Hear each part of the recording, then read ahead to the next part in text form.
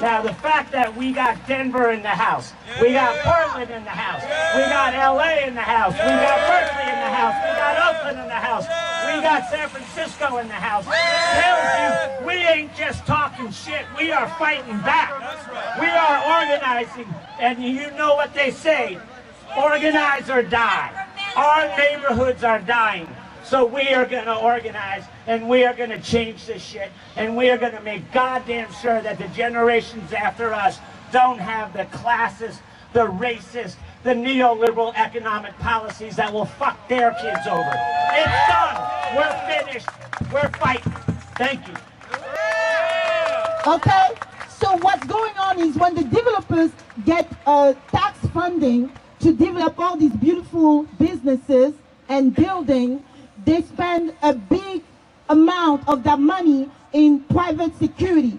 That's the beds. They call it the beds. And those securities, a lot of time, move the homeless out of the way. Like disappear. Disappear where? Yeah. According to the Business Improvement District, quality of life is more access to Macy's. And all these other stops, all these other shops, without having to step over people and step around people and deal, like somebody said earlier, with human suffering. We decided, to make a long story short, to create a community watch team to take back downtown from the BIDs, right? And so, yeah, for sure, power to the people. So a couple of residents, we went to the law library. We studied the law, found out what rights we had as citizens, what they can do. We came back, we did some role plays, we got some uniforms, we got some other people to join us. And the day of our lunch, we got a bullhorn like the big one, and we walked up to the Ben's office, and we stuck it through their window, and we screamed there. We said, today is a new day, that from this day on, you're going to be able to come downtown and violate the civil and human rights of community residents. My name is Sharon Noel of the Homeless Youth Alliance. On Christmas of 2013, after 12 years, we closed our doors of our drop-in center for the last time. It was the only place that youth had that provided a refuge and a respite from the constant traumas of the street. Inside, they could use the bathrooms, shower, nap, eat, receive medical, mental health care, needle exchange, all on demand. It was a place for the kids, by the kids. To people who are not in the bed offices, and you're not directly affected by issues of poverty and homelessness, but you are in between. The Business Improvement District doesn't really care what we have to say. The legislature at this point doesn't really care what we have to say. Policymakers don't really care what we have to say. So my message is for you folks who are standing here listening, attempting to become a little bit more educated about what's going on. We closed not because we had no money, not because we wanted to move, and definitely not because homeless youth ended. We closed the doors because the owner saw a trend in San Francisco and went after a different class of tenants with more money. In the last year, we've applied and been turned down for over 38 properties, simply because of who we are and what we are. In a homeless community, more people are being arrested for looking for a decent place to sleep than doing drugs and committing crimes and robbing banks or beating up each other. That's a sin and a shame that you can't find a decent place to sleep in this country or you'll be arrested. LA County has been fighting a $300 billion jail for about 4 to 5 years now. These fights are happening throughout California. How many houses would that buy? Yeah. How many houses would $290 million buy in a city like San Francisco? What that tells you? That tells you they don't care about us. Ain't that what Michael Jackson said? They don't care about us. I don't care what they say, right? They proving it. They showing it. Because they care more about pets than they do humans. They got pets. They making food parks where they dogs go shit. But they can't. But if we try to shit, we get in trouble. We get arrested for it. We get in sexual crimes. We got to register as sex offenders for doing a human need. We get arrested for sleeping, for doing a human need. Quality of life as a principle according to life itself, has to do with systemic, community-wide, and intentional love and support for everybody. That's quality of life. In 2011 of the Sit-Lie law, over 35 of our youth have died. Some were suicides, some were overdoses, some were victims of assault, some died due to poor health care from our failing and alienated medical care systems, but all of them were human beings, and all of them deserve better. So I was graciously invited here by Los Angeles Community Action Network, LACAN, and I'm serving as secretary at the Downtown Women Action Coalition, which was created by LACAN for the women, for women's rights. I'm very thankful I'm here because we need to stand up for the right of the people. That's right. Look at yourself. Every time you buy a piece of gum, you're paying tax. They're working for you on taxpayers' dollars. That's right. I'm not saying to you break the law, but you have the right to stand up for yourself. Because if you don't stand up and fight back, you're going to continue to see public housing destroyed, SRO units demolished and turned into freaking condominiums, as if we got a shortage of condominiums. Communities that once were vibrant and had grocery stores and had small businesses going in it, where people lived and worked and shopped, and the money stayed in the community so they could support each other, that's all getting wiped out. We spend money in Union Square, that money's going who the fuck knows where, but it ain't going to no poor people's pockets in San Francisco, in LA, in downtown Denver, in Old Town in Portland. This is about commercializing and neoliberal economics taking over our communities, and there's only one way that we are going to stop that, and that is to say, hell no, we're fighting back. We all should get together and fight to be its community. We all should get together and stand around houses and stop them from destroying our community. It's a disappearing thing. A community, a neighborhood is not a concept in America anymore. You got to have money. You have people being disenfranchised. You have people being disassociated. You have the humanity of life seeking out this country. What's the difference? What are you looking for? A social status thing or a humanity thing? Here's the thing. I want to let you folks know who are trying to understand what's going on here, that poor people are not the only ones being commodified. Poor people are not the only ones being manipulated. Poor people are not the only ones being managed. Okay? Every one of you who aspires to shop at Macy's, who aspires to get back to style and aspires to find your identity in one of those spaces on that billboard, is being manipulated.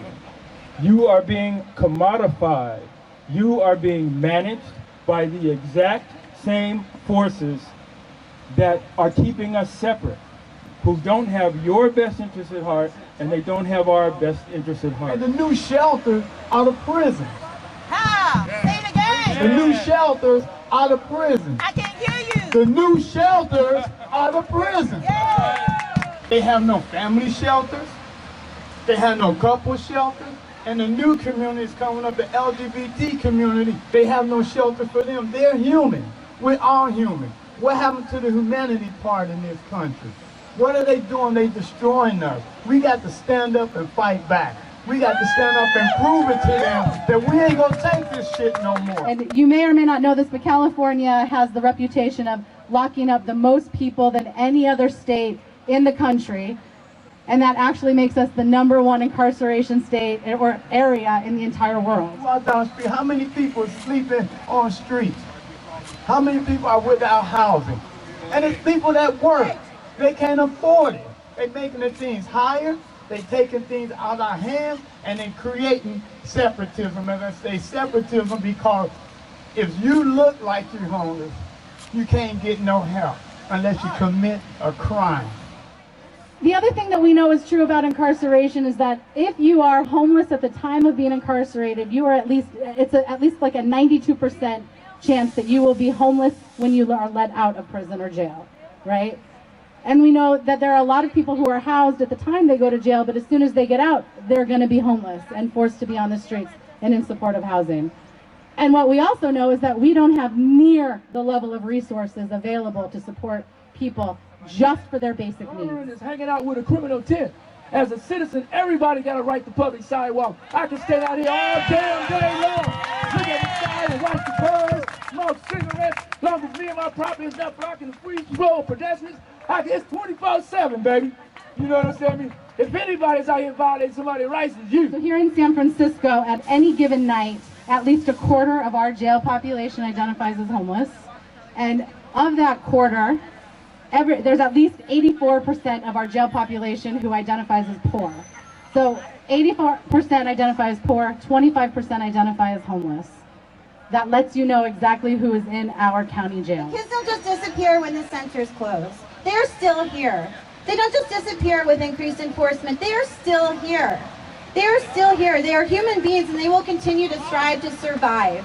It is what those without homes do, day to day, week to week, and if they're lucky, year to year. So many people have been talking about the results of when we don't have food, when we don't have bathrooms, when we don't have places for people to sleep. These are the realities that people are facing every day here in San Francisco. We cannot afford, well, actually we can afford, but we refuse to put the resources towards people's basic needs. What we're asking is that some of that money will go to build low-income, supportive, permanent housing.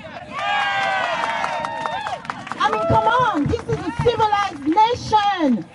This is not a quarter world. Do you know they have third world and quarter world? This is not a quarter world. This is a superpower, #1 in the world. We know that what we need to build instead of a jail is housing. We know that what we need is mental health services, drug and alcohol treatment, food, public bathrooms, drop-in centers, more resources. That's what we need. That's what $290 million could pay for. So my point is to maybe have you folks look at the information overload that's around you, simply aimed at one thing, and that's your pocketbook. But they're getting at you through this. Lots of money is being spent to manipulate you into spending your money to look like that, to shop here, to drive a certain car, to live in a certain neighborhood. We didn't give up or disappear either. We survived. We packed our bags, bought a van, and hit the streets in solidarity with the kids. We set up a makeshift drop-in center right outside our old building and showed up every day, still show up every day, because the kids are still here and they need us. Services like ours need to and should exist indoors until every homeless person is housed. What's going to improve your quality of life and my quality of life is intentional love and support for all people. Quality of life is an internal proposition. It doesn't come from the outside. It certainly doesn't come from big business, because what we're doing is improving the quality of their lives. So join with us, please, in promoting in your networks where you live intentional love and support, rights and dignity for all people, because if you're not doing that, then you are a part of the problem. That's all I got. So while all of us are here talking about the criminalization of homelessness, talking about how horrible the human suffering is that happens when you're poor, we're also here with so many creative solutions. We already know what will end this. We already know what we need. We've been telling people over and over and over. The research has been documented over and over and over. And yet still, we're standing here demanding the simplest of things. House keys, not handcuffs. Right? 1,000 more homes. 1,000 less police. 1,000 more homes. 1,000 less police. 1,000 more homes. 1,000 less police. 1,000 more homes. 1,000 less police. 1,000 more homes. 1,000 less police. What do we want? Right to rest. When do we want it? Now. What do we want? Right to rest. When do we want it? Now. What do we want? Right to rest. When do we want it? Now.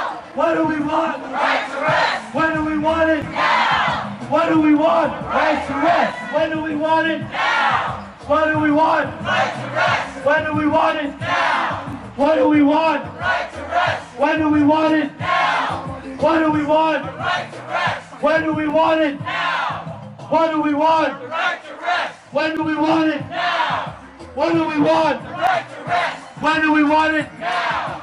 What do we want? Right to rest. When do we want it? Now. What do we want? The right to rest. When do we want it? Now.